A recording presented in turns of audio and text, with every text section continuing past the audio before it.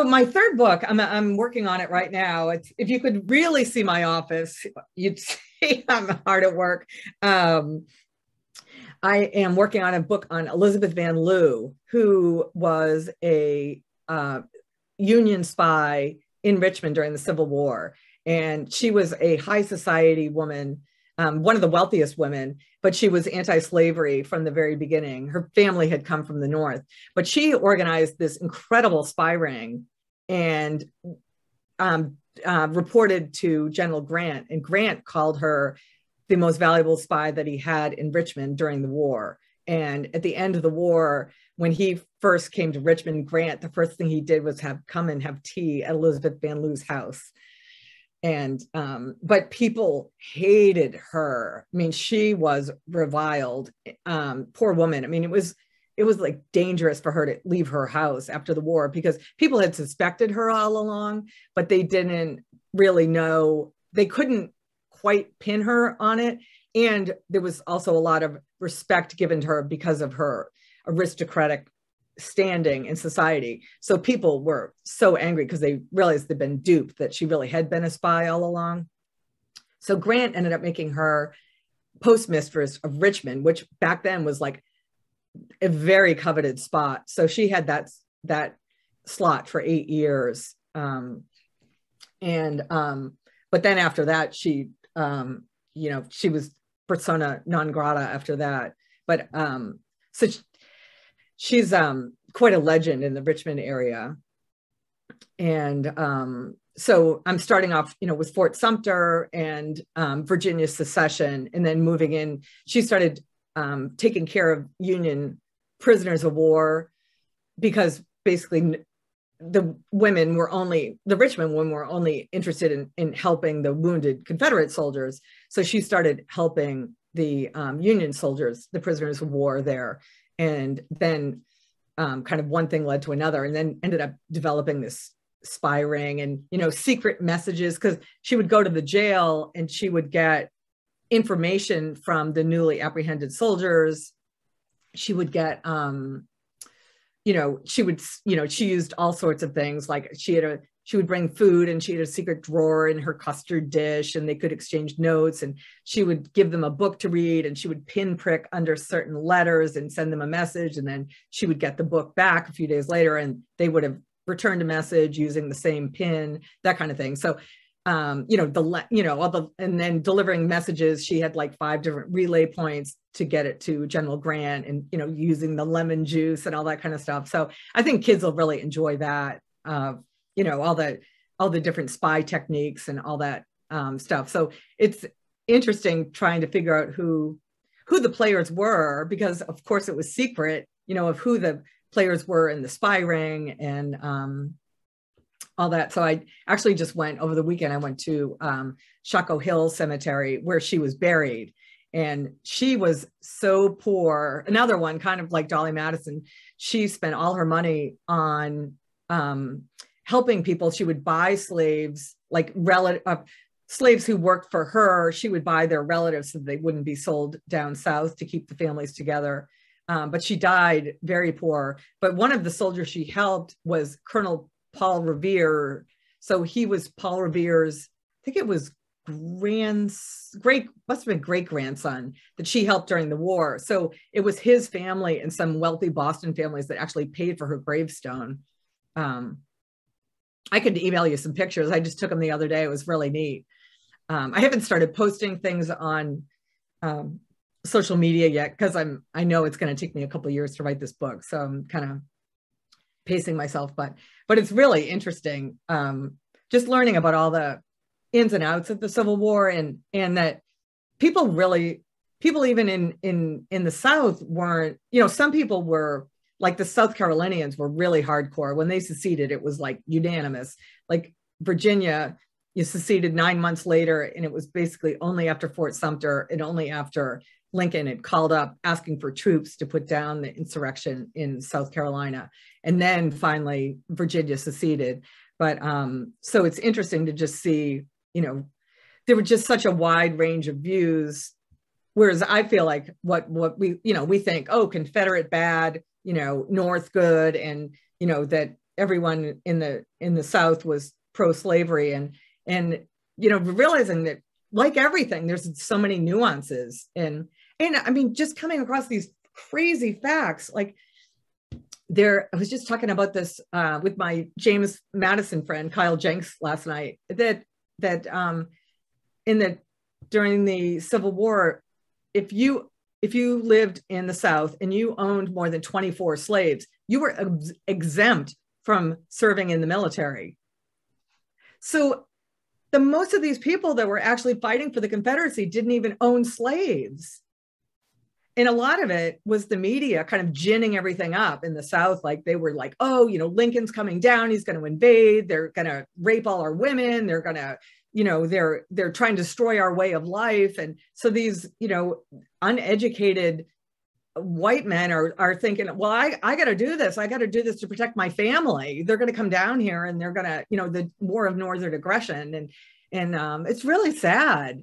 Just like, I feel like a lot of people were duped, and, and a lot of people, even like Lee, it's like, he really did not believe in slavery and all of that, but he wanted to stand with Virginia, and, so much of that. But I'm just realizing now in Virginia, they call it the Brothers' War, which I never realized. I mean, you literally had brothers who were, one fighting on one side, one fighting on the other. And, and then there was even people that were like, they were unionists, but they were pro-slavery. And I'm like, what?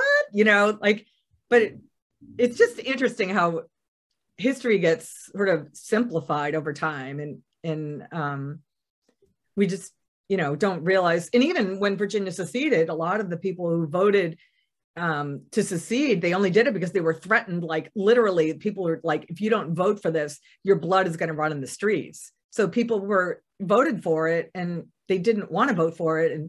And like the people in Western Virginia, they were crying, because they were the mountain people. They didn't even have slaves. They didn't believe in slavery. And that's when West Virginia seceded from Virginia, and then they joined the Union as West Virginia. But just the image of them voting to leave the Union, and all these delegates from Western Virginia just sitting there like weeping, is just like, it's wild. It's just everything's more complicated than it looks. It's just everything's not, black and white. Just even some of these slave laws that they had in Virginia too are just amazing. Like, if you freed, so like Elizabeth Van Lew had these slaves, but she could free them, but if she did free them, they had to leave Virginia within a year. They could not return. So these people didn't want to leave everything they knew and all their family and all their friends. So basically, she would keep them on the books as slaves, but she would treat them as if they were free. And they were allowed to, she would write a pass for them for a month. They could live elsewhere. They could take jobs, or if they wanted to stay and work for her, she would pay them a normal wage. So she treated them as if they were free, but on the books, they weren't free, because they would have had to leave Virginia. And if they stayed past that 1 year, they could get arrested, and you'd be sold downriver. So, and one of her, slaves, this is very complicated, but this woman, she sent north to be educated in Philadelphia. And it was against the law for that young woman to come back to Virginia, because if you sent a slave outside of the state to get an education, they were not allowed to return ever. So illegal to teach slaves to read at the time, wasn't it? Yes, yeah. So let alone a whole education, just the reading alone we're already in trouble. Right. And then that was at the time too that, the American Colonization Society in Liberia was going on. So this woman was in Elizabeth Van Lew's home, obviously she treats her slaves very well. She treats them as if they're free. But then there's this woman in her home. Her name is Mary Jane Richards. She becomes Mary Jane Bowser. But she's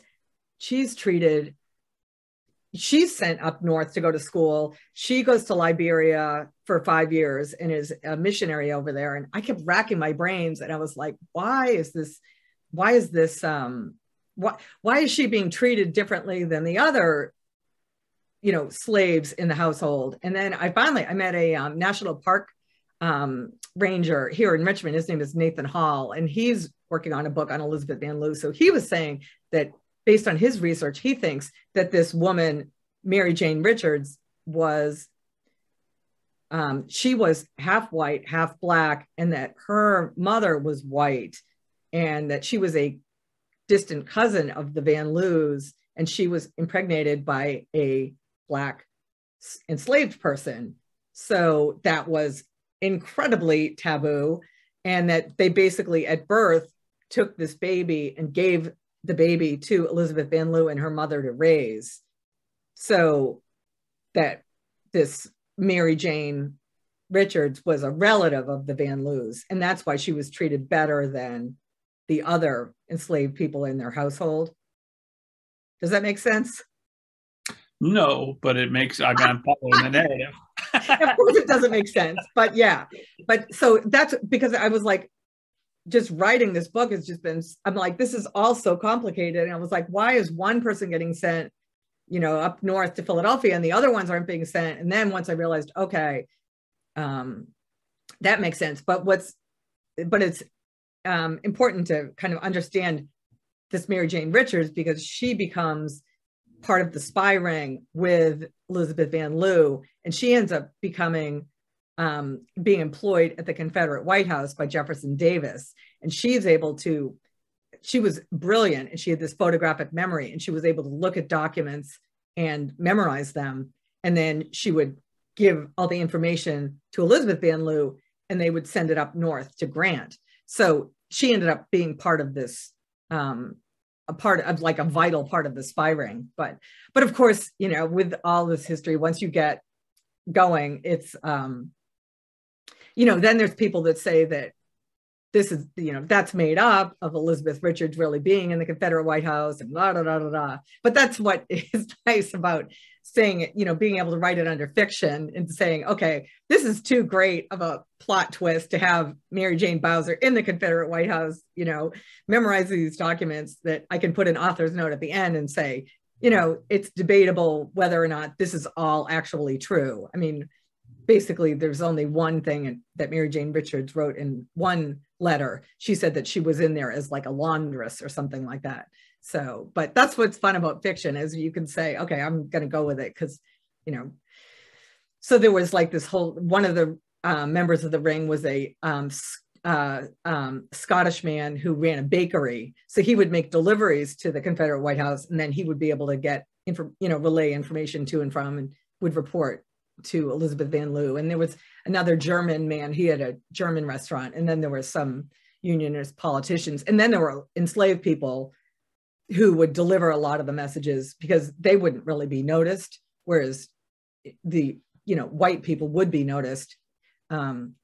So she also helped orchestrate a big prison escape out of what's known as called Libby Prison. So that was a famous escape that her spy ring coordinated. So yeah, she's amazing. I mean, that woman just really, her moral fiber and strength to persevere through all that is just incredible.